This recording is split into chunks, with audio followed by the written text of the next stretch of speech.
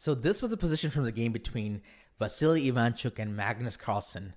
And Ivanchuk here resigned as white, even though it's his turn, and he could take this pawn, make it into an equal material endgame. And I was very surprised to hear this from Magnus Carlsen after the game.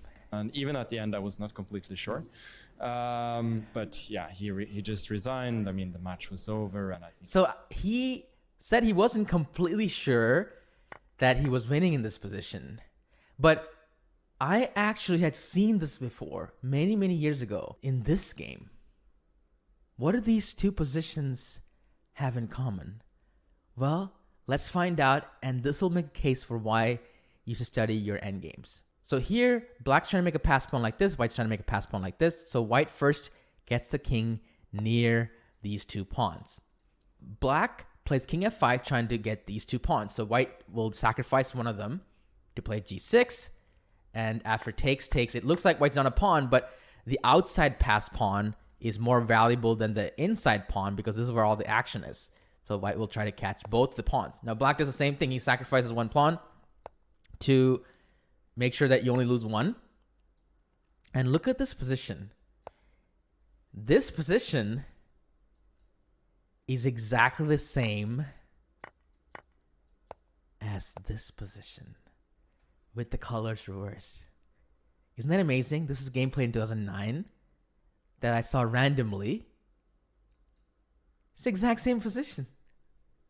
And this is why you should study your endgames. Can you find the amazing winning plan for white here? So white needs to win this b7 pawn.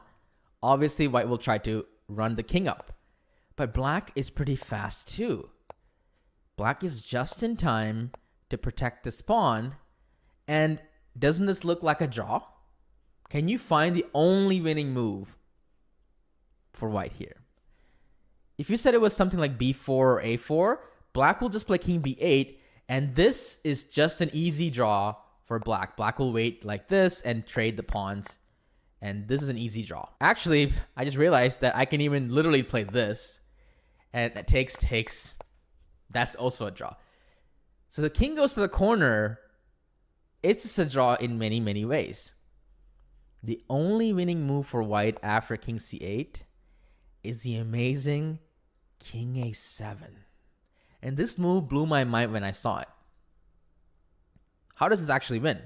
The point is to get this king out of the pawn's way with zugzwang. So we're going to push the king outside. How do we do that? If we got our pawn from b2 to b6, black's king is in a zugzwang and it had to run. Now white has to be very intelligent on how we do this. King c7 and now b4. Not a4 because a5 and now we can't move our pawns. b4. Every time the king goes here, we got to make sure that the king goes back and not forward.